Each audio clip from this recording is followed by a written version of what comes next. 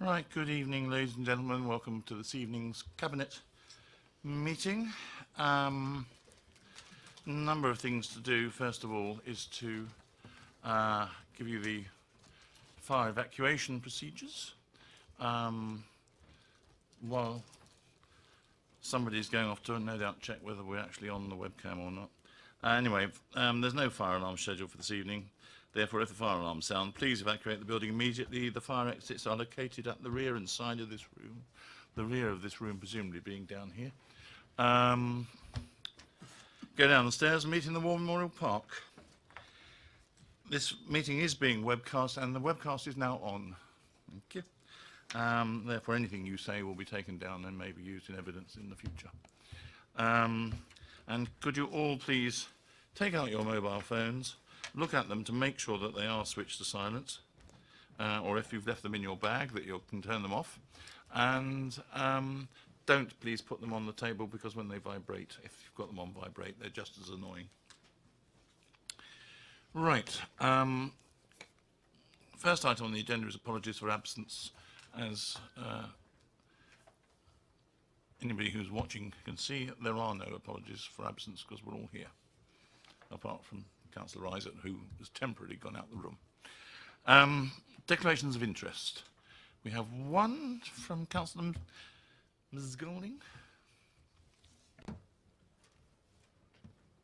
Yes, I have a declaration of interest for item 9, the Community and Voluntary Sector Grant Scheme, because I'm the Council's nominated representative for YPI, but that's a non-pecuniary interest. Thank you for that. Item 3 is urgent matters. Thank you, John. We do actually have one item which is urgent to the extent that it was not possible to get the papers out in the normal 5 days, and therefore we will take it as being an urgent item with regard to Priestley Road, but it's item 13 or 14, I think, so we'll come to it in due course later on. In which case, let's go to the minutes of the meeting held on the 5th of December last year. We've all had copies of the minutes, had a chance to read them. Has anybody got any comments to make on the minutes? Any points of accuracy they wish to have corrected? If not, I will sign those in due course. Then we come to the substantive items on the agenda. I'm slightly going to reorder the agenda. I'm going to take first item 8, which is the report on Chinham House, as we have 1.5 speakers here tonight. Councillor Mrs. Westbrook is going to speak on it, and then she's going to turn herself miraculously into Councillor Potter and do an imitation of him speaking on it. But she's going to do it very quickly, so we don't have to spend the full 8 minutes over the whole process.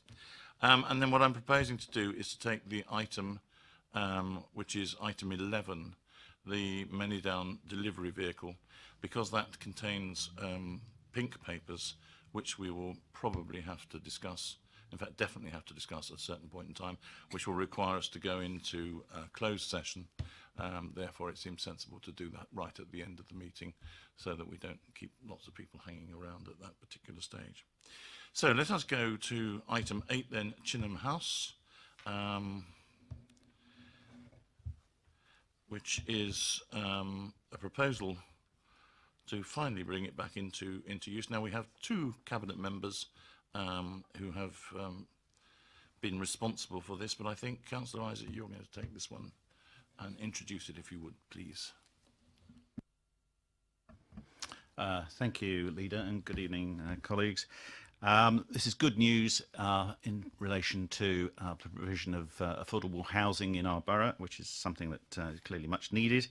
As Councillor Sanders has commented, it's been a long time coming, this, but I'm delighted that we now have a clear way forward that officers have negotiated.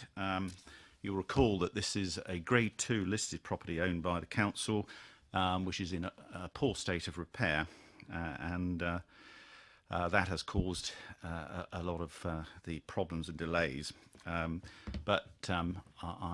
delighted to say that officers have now agreed terms with a registered charitable provider of housing, Plexus, who are part of the Mears Group, and this will result in, when the works are completed, in the provision of 10 affordable homes. I would also draw colleagues' attention to the fact that the capital contribution which we are making, which is a substantial one, is nevertheless one that's capped.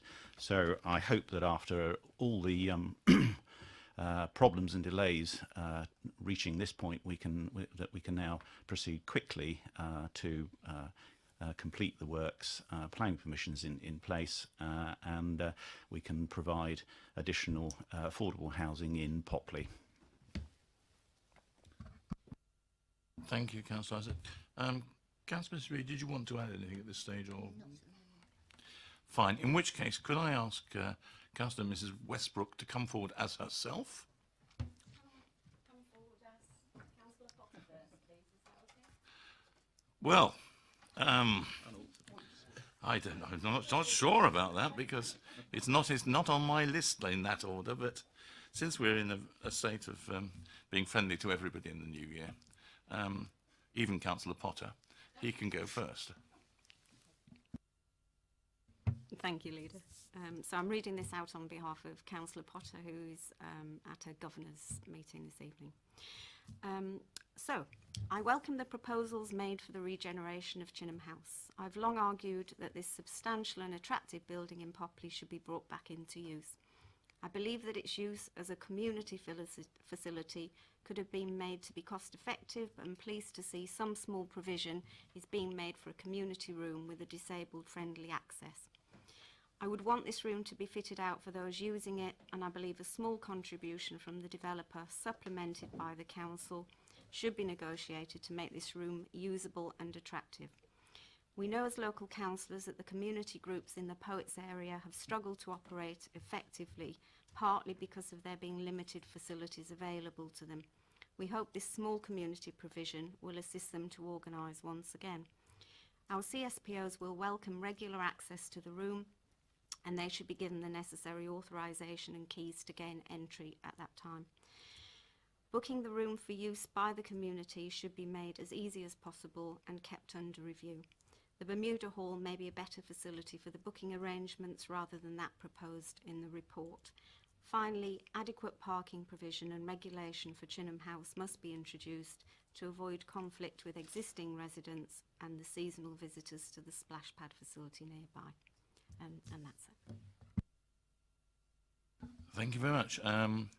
Commendably brief and to the point, and must encourage you to be Councillor Potter more frequently.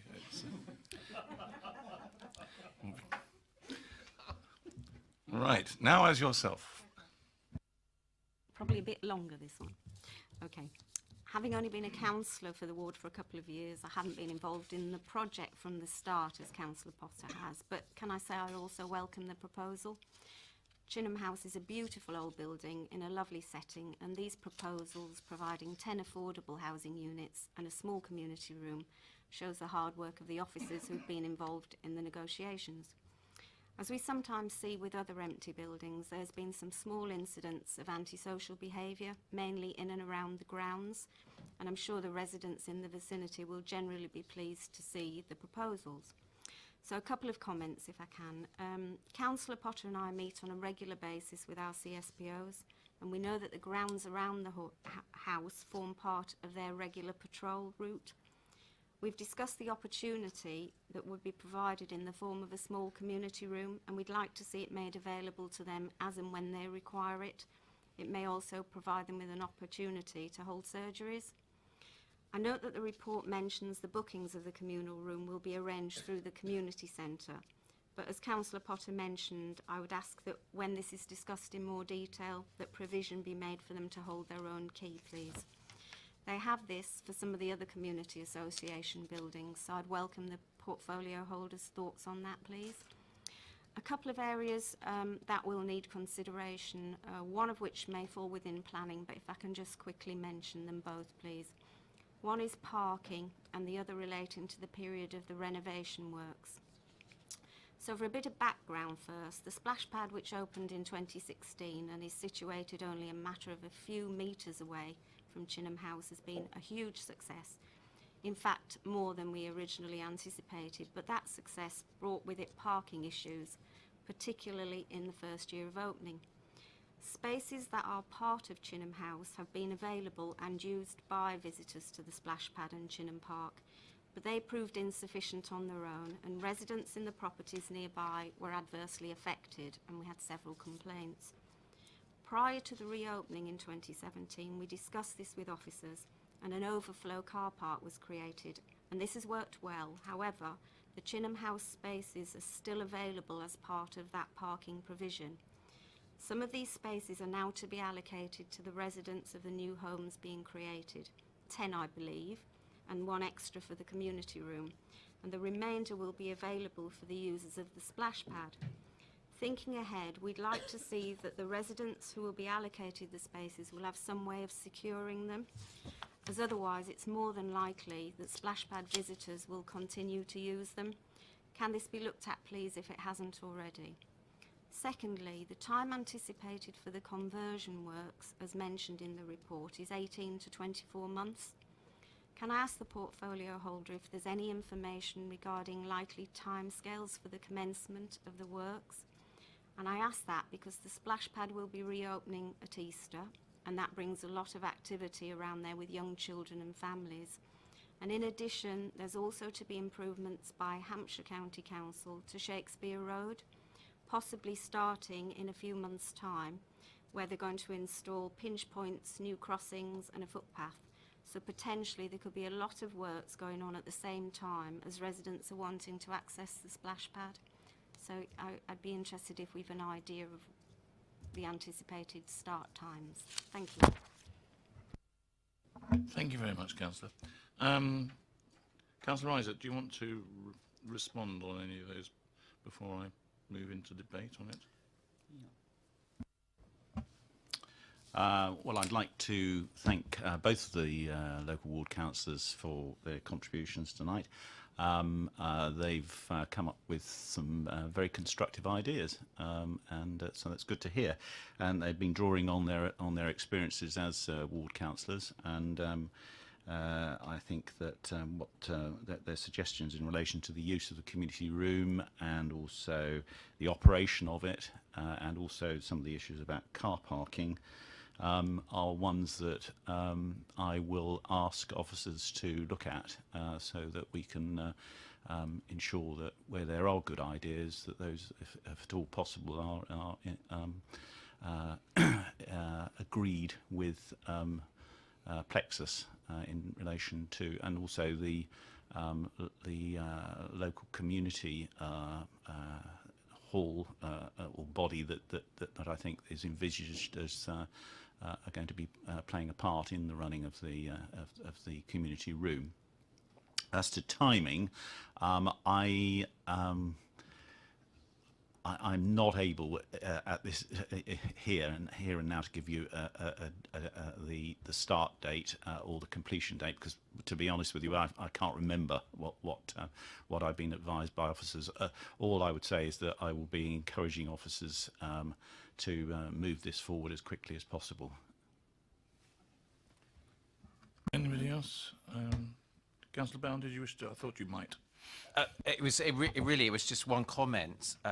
In Councillor Isaac's introduction, he quite rightly identified that Chinham House is in Popley. I just noticed in the report it uses the word Chinham. Yes. So it might just because I know that because I know how helpful journalists can find these reports for quotes, and I wouldn't want Chinham House to be moved in as far as wards are concerned. Well, I think it's fairly obvious that Chinham House is bound to be in Popley. I mean, this is Britain after all. So where would you expect it to be? No, I think unless anybody else has any points. Oh, Councillor Reid. Thank you, Leader. Just very quickly, actually, just to welcome the provision of affordable housing that this is enabling. very vital affordable housing, particularly for rent in the context of our housing situation in Basingstoke and Dean, and also, as in 3.6.6, to note the substantial contribution towards that the council is making, and the fact that a large part of that is coming from the council's housing and homelessness reserve, which is there to provide capital funding for schemes such as this. Thank you very much. Anybody else? In which case, I mean, just to sum up, Chinham House has been around as an issue for as long as I can remember. It was in my day when I was involved in the community side of our operations. It was an issue that we were trying to resolve in those days, and it's been going on, and it's been through several attempts to get it over the finishing line. I think, to be fair, always with pretty good consensus between ward members and the rest of us trying to get there. So I'm encouraged. I think we've now got a fairly good proposal to go forward. We've got the resources necessary to make it come to fruition. And bearing in mind some of the points that are raised about all the other things that are happening in the mean at the same time, but I'm sure that that can be organised correctly. Then I look forward to seeing it open in, I mean, I would guess it's going to be, what, 18 months to 2 years, I would think, by the time it's completed. Something along those lines. So we're all agreed? Happy to let it go forward? Good. And thank you very much, and thank you, both of you. Right, then let's go on now to the item 5, or rather go back to item 5, I suppose, strictly speaking it is, on the agenda, which is the proposal, when I found it, give it its correct title, for the policy and budget framework for 2018-19. Councillor Tate. Thank you, Leader. As Cabinet colleagues will be aware, central government funding is reduced year on year consistently and is the same this year and a forecast for next year. So at a time when we've seen substantial reductions in revenue support grant and new homes bonus particularly, I'm pleased to put forward that we have a balanced budget which continues the trend of previous years, which allows for continued support for the weakest in the community and fundamentally maintains our status as a low tax district council, one of the lowest in the country and certainly lowest in Hampshire, at the same time as maintaining our position as a very high spend per head district council, again in local and national terms. So we are pleased that by doing the achieving of savings and changing our investment programme, we're able to produce the balanced budget, and the trend for 2018-19 is exactly the same. I think it's also important to note within the budget, particularly for the MTFS midterm period, that the Council is embarking on a considerable period of capital expenditure of some £143 million over the period. And it's really important to note that this is fully funded from our internal resources, from good housekeeping in previous years, with some external contributions, but it's fully funded from within our budgets. Within the midterm period also, we'll be using some £6 million worth of reserves, again, to fund the capital programme, which is the heavy investment coming through on Manydown in particular. So I believe this budget is, again, a budget which allows us to continue our council plan, and at the same time, I'm sure we'll maintain our position with our residents of high satisfaction because of the high services and the high investment that we're able to make. So without going into any more detail, I think that's the key functions of the budget, and I hope that the colleagues will agree to go forward with this proposal. Thank you, Councillor Tate. And this is, I think, the third time that we've seen this coming through Cabinet in draft form. So we've had a lot of opportunity to discuss it, and it's reflected the various submissions that were made during the consultation period as well. I think I've said all I really wanted to say about it when we took it to scrutiny committee the other week. Unless anybody's got anything they wish to add, we have a whole budget debate coming up in full council. I don't wish to bore everybody by making the same speech twice. And therefore, if we agree, we can just pass the recommendation, I think, to take it to council. Good, thank you. Then let's go on to Invest to Grow, the business plan for that, which is Councillor Isett. Thank you, Leader.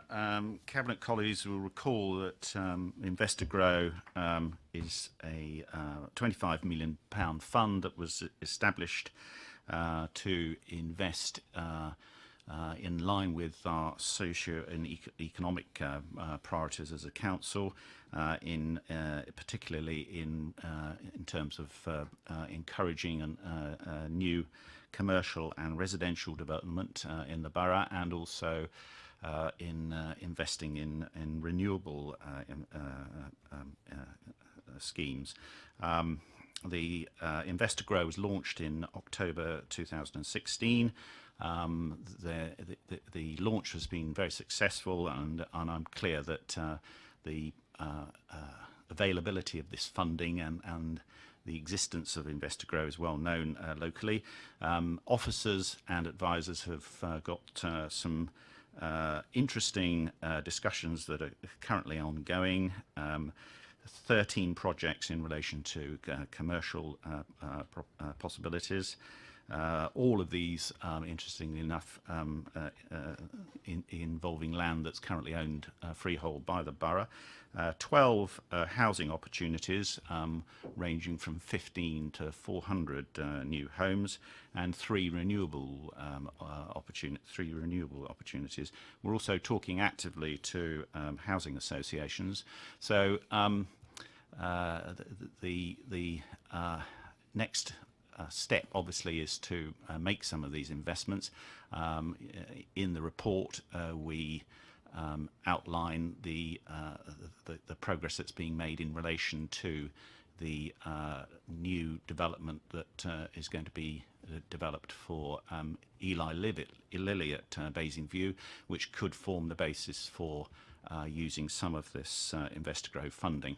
But I'm keen that officers also continue to focus on opportunities in terms of housing, so they have their targets to achieve, and I'm doing everything I can to encourage them to deliver the results that we all want. Thank you very much. Comments, Councillor Mrs. Reid. Thank you, Leader. I just wanted to thank the portfolio holder for the very clear steer he's given on this. I know he is personally very keen to see a strong focus on housing delivery with the Invest to Grow, and I know that he's made that very clear on a number of occasions, and that's very welcome. And in the report on paragraph 5.2, echoing his words, there's clear reference to that and to the engagement with developers and with housing providers as well. So that's enormously welcome. We have stated for some time we have a wish to pursue a more innovative approach to housing in the borough, and we're looking at all sorts of ways in which we can engage with developers, with opportunities, find new ways of delivering housing and different types of affordable housing and low-cost housing to buy. So I'm very happy to see this emphasis within this report, and I know that the portfolio holder, as I say, is personally driving that, and that's most welcome. Anybody else? I think in that case I would agree with that point about ensuring that the housing focus is there. Of course, one should remember that there is within the budget a very substantial amount of money dedicated towards the development of housing for the future, so that we are running, north of 50 million in terms of housing allocation in total terms in 1 year. That is so, and that's without all the other capital investment that needs to go in terms of infrastructure. So this is one step forward. It's good that there are so many opportunities becoming available in that area, and we look forward to seeing the benefits of it.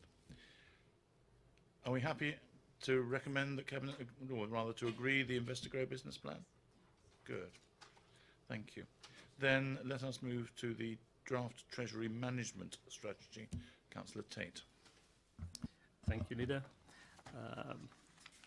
The core principle of the Treasury Management is that there is no policy change, and therefore the current statement remains unchanged.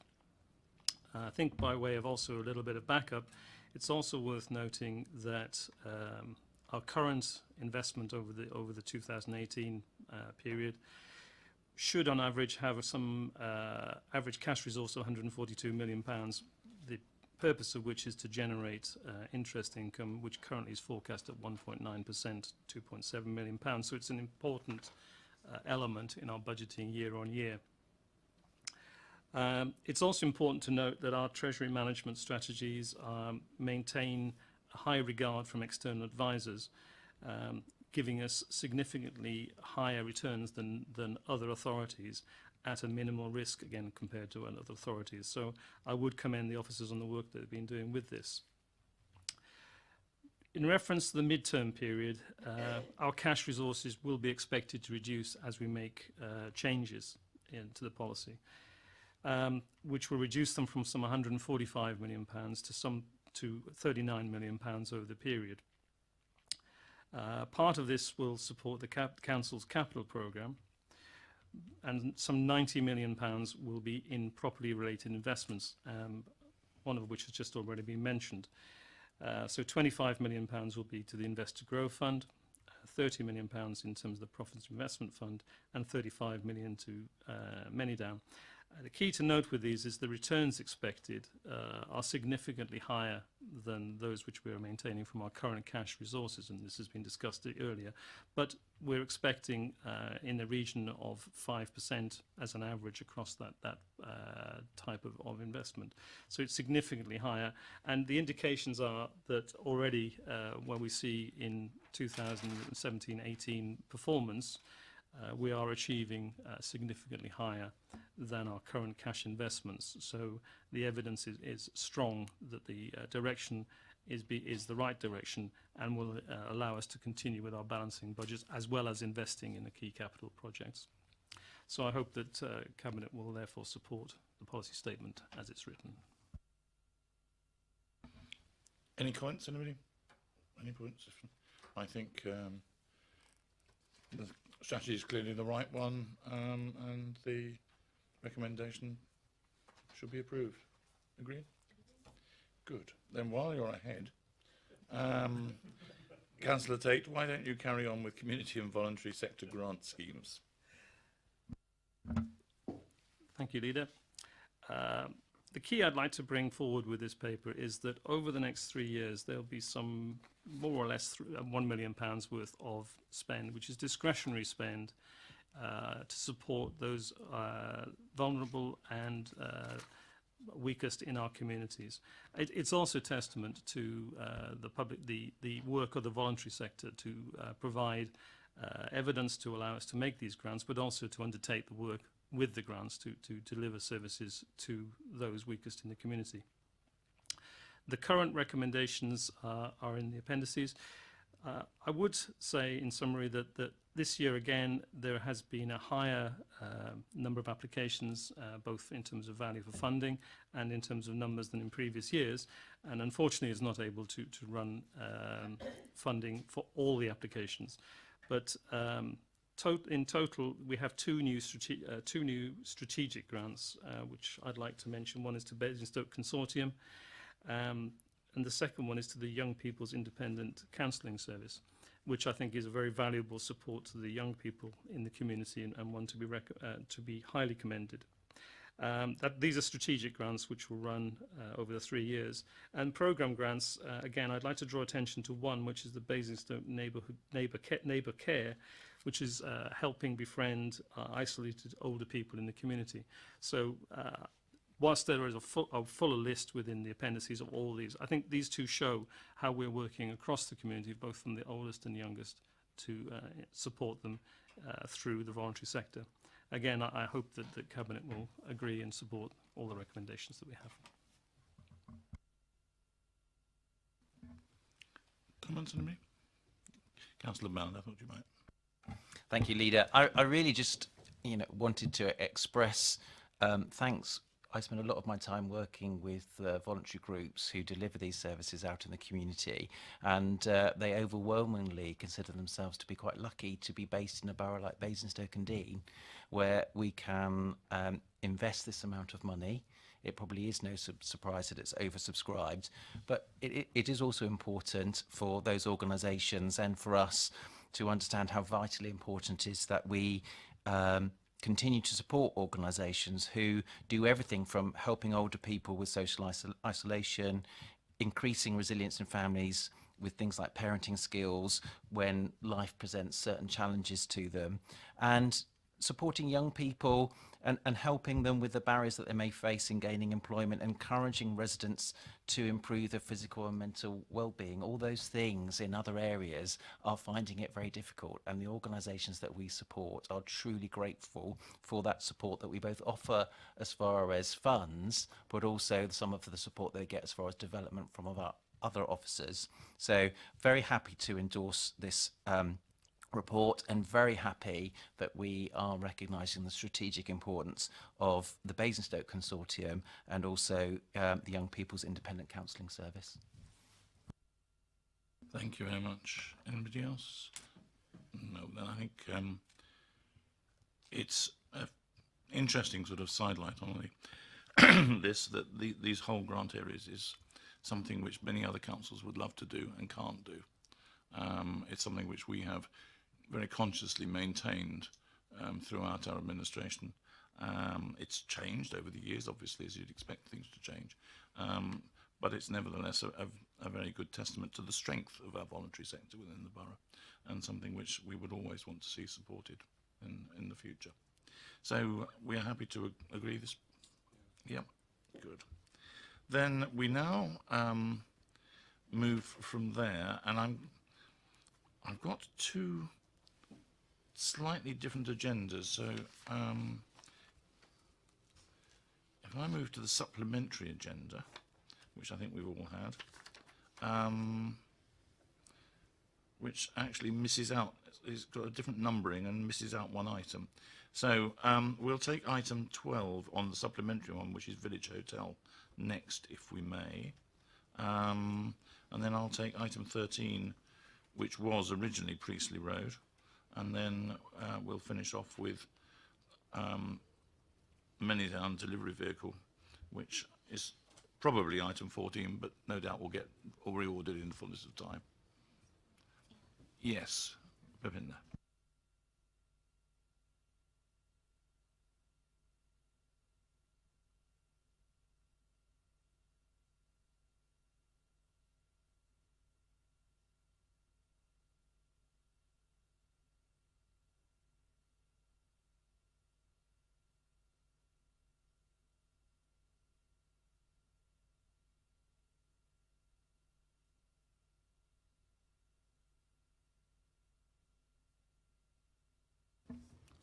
Nobody could have what I said there, could they? So we're going to go on to item 10 now, for those of you who were listening or trying to hear. Property investment strategy. Councillor Isaac. Right, property investment strategy. Right, okay. So this is the annual property investment strategy plan, and it follows the approval of the strategy a year ago. You'll recall that the strategy was to redirect £30 million of money that has been invested in through treasury management in cash into commercial and residential investments, particularly in the borough. And I'm pleased to report that we've got off to a very good start with a good number of new investments acquired quite quickly, but these have met the rigorous financial evaluation criteria that we laid down as being required to be met. You'll recall that the objectives of this strategy are to achieve enhanced additional revenues, as Councillor Tate has remarked, because that's important in terms of our ability to maintain and improve services for residents. It's also, the strategy should help towards safeguarding and creating new jobs in the borough. And something that is worth commenting, given the experience of many other boroughs who do things differently to us, we are not borrowing in order to acquire these investments. These are all from our own existing reserves. So we set ourselves a target of an additional net £1.7 million per annum of revenue by 2020/21. And I'm pleased to report that by the end of December 2017, we'd achieved a net increase in our revenues of £800,000 over and above the returns that we would have got anyway from Treasury Management. And the initial yields from the first investments collectively have been something in excess of 8%. It's not a yield that we would expect to repeat for all the investments, but it's a very, very positive start. We've invested just over £15 million of the £30 million, and in addition, we have transactions that have been negotiated and agreed to spend another £9.4 million of that £30 million. So the report here sets out our future plans, which also include enhanced asset management of some of the existing assets in the property portfolio, including where appropriate sale of those investments, and also more residential investment where that can be secured. So I think officers have made a very good start in terms of this strategy, and it's contributing meaningfully very early on. So I'm very pleased about that. Thank you very much. Anybody else? Because we've largely covered some of this earlier on under different items. So if not, we're happy to agree the annual strategy, or the annual property plan rather. Yeah, good. Right, then for those who were following me earlier on, or even for those who weren't, we're now going on to item 12 on the original agenda, which is village hotels.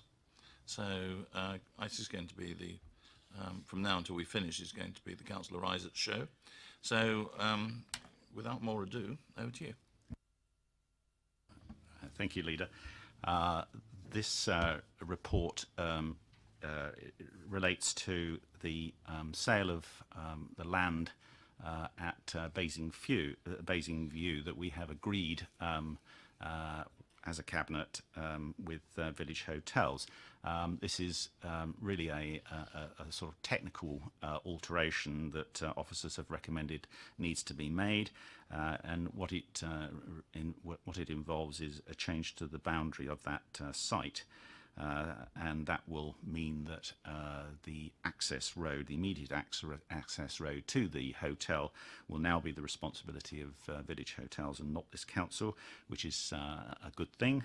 There is no change of any significance in the overall net developable land area to be disposed of, and so on the basis that this is largely an administrative change, I hope that there will not be any controversy about it, and that Cabinet colleagues will feel able to support it.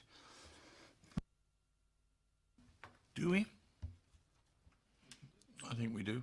I think we do. It's one of these things that always happens as a project moves forward. There are some minor amendments that need to be made, and this just recognises that minor amendment without affecting the benefit of what was originally planned, and it actually slightly enhances our position, I think. So from that point of view, it's a good move. Then the next item, which is Priestley Road Campus, which on this agenda is now 12A, but could be any other number you care to think of, is a fairly similar one, I think. Councillor Isaac? Yes, Leader. Cabinet will recall that at the last Cabinet meeting we approved the proposed transaction with Eli Lilly, one of our most long-standing employers in the borough. As you will remember, the proposed transaction that we approved was very complicated, and what we were doing at that point was as a cabinet supporting the heads of terms that had been agreed by officers and Lilly. It's become evident that variations are needed in terms of the heads of terms, and I'm able to recommend the report here and the authority it seeks to vary on the basis that the terms will be no less favourable financially than those previously reported. So it's important that we do this because there are some very pressing time constraints inevitably on negotiations of this sort, but good progress is being made, and this will, I hope, help us to complete the finalisation of the legal documentation. Fine, I think a necessary step. I'm happy to accept it if everybody else is. Good. Then we now go back to, I'm certain of this, item 10. The, sorry, item, no I'm not. I've got to find it. The item 11, the Manydown delivery vehicle, the joint venture partner procurement. Now we are going to, this report, whilst I shall ask Councillor Isaac to introduce it, and the nub of it revolves around appendices 3 to 9, which are confidential papers, and for us to be able to properly discuss those papers, we are going to have to go into private session. I'll do that once the item has been properly introduced. Let me make it clear at the outset on this item that we are not going to be announcing tonight who has been the successful person in the process of appointing a joint venture development partner. That is will happen hopefully at the beginning of March, when the full procurement process has run its course. It's not that we wouldn't like to, but it's just that we legally should not be doing so at this stage. Nevertheless, we need to make the decision tonight. Councillor Isaac. Thank you, Leader. This report marks a hugely significant point along the road in bringing the realisation of our objectives at Manydown. Cabinet is being asked to support the recommendations of our officers at Basingstoke and Dean Borough Council and those of Hampshire County Council for the selection of the preferred private sector development partner for Manydown Phase 1. This has been achieved following a very thorough objective procurement process conducted by officers, and the bids from the 3 shortlisted parties have been evaluated against some clear criteria. So I'd like to congratulate our officers and advisors for all the hard work they put in over many months and the diligence and application they've shown throughout.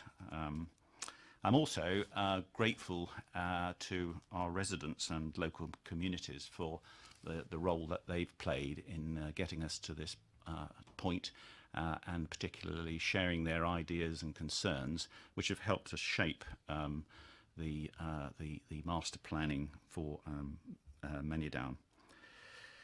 I'd also like to thank the 3 private sector development partners for the time and effort they put into this and the professionalism they've shown throughout. I'm confident that through the procurement process we will be selecting an excellent development partner who will share our objectives and values and commitment to building a community of excellence at Manydown, fully fulfilling our stated 10 principles. There's much to do, but in Manydown we have a huge responsibility as well as a huge opportunity. It's an opportunity, I think, to demonstrate how well the public and private sectors can work together in the interests of the people of Basingstoke-on-Deane and Hampshire. On this point, it's also incredibly encouraging that the government has demonstrated its confidence in this borough by backing us to the tune of over £10 million through the infrastructure grant that was announced last week. So we all know places which are successful, where people want to live and indeed are proud to call their homes, and working alongside our selected development partner, I have high hopes and expectations that at Manydown we will be able to build such a community which will be regarded by those who make their homes and lives there as a wonderful place to live, and that in the future Manydown will come to be regarded as an excellent example of how to plan, design and build a new community in the 21st century in this country. Thank you very much. So, to enable us to go into closed session, I am required to read the following. That pursuant to section 100, brackets A, brackets 4 of the Local Government Act of 1972, the public be excluded from the remainder of the meeting on the ground that the public interest in maintaining the exemption outweighs the public interest in disclosing it, and therefore that exempt information is likely to be disclosed as defined in the appropriate paragraph of Schedule 12A of the Act. That is a motion to this meeting. Agreed? Yeah. Agreed. Then what will happen now is I shall ask the officers to turn off the webcast. Then when we've concluded our deliberations, we will turn it back on again and conclude with any comments that people wish to make, but clearly, and I will remind you before we go back into that, should you choose to make any comments, that they must not concern anything that we have discussed on the pink papers. So could I ask, is the webcast now turned off? In which case there's not, just waiting for it to turn off, in which case there's not much point in me talking really, because it's no. Okay, welcome back to anybody who is watching us. After that debate, members, thank you for your contributions to that. Councillor Isaac, did you wish to say any concluding remarks at this stage? Thank you, Leader. No, other than to say, again, how pleased I am that we've got to this very significant point, and that this is a great step forward in terms of building the first homes on Manydown in 2019. Excellent, thank you very much. In which case I will read out the recommendation to Cabinet, because this is one of the most major decisions that this Cabinet, any Cabinet, has been asked to make in the last few decades, and therefore, and it will have a major bearing on the future development of the borough, and therefore it's appropriate that we should just formally note what we are deciding this evening. So we are asked to note the outcome of the invitation to submit final tender stage of the competitive dialogue procedure under the Public Contracts Regulations of 2015, as is outlined in the report. To confirm the recommended private sector partner as set out in Appendix 3 as being the successful preferred bidder to be appointed as the Council's joint venture development partner, and to authorise the project director Manydown in consultation with the Executive Director Borough Development and Deputy Chief Executive, who are one and the same thing, and the Executive Director for Finance and Resources and Head of Law and Governance, who are two separate people, to firstly proceed to preferred bidder stage, secondly to conduct the proper due diligence and negotiation with the preferred bidder in order to refine, optimise and finalise the preferred bidder's proposal, thirdly to establish Topco on the basis the Council will hold 50% and Hampshire County Council will hold 50% as a limited liability partnership, and in a separate report bring back to Cabinet for approval the members' agreement, proposals for appointment to the Topco board, business plan, revised funding requirements and operational arrangements. And finally, approves the Council's full business case as set out in Appendix 5. That's what we're being asked, the decisions we're being asked to make. I should at this point just say that a similar paper is going to the executive decision making process at Hampshire County Council in the next tomorrow, and therefore we will be jointly as joint partners be deciding the same thing in both places. So that's what we're asked to agree. Are we all agreed? Yes. Good. Thank you very much. In which case, thank you all very much for your time and patience as I meandered my way through the agenda. And the meeting is concluded at dead on 7:30. Thank you.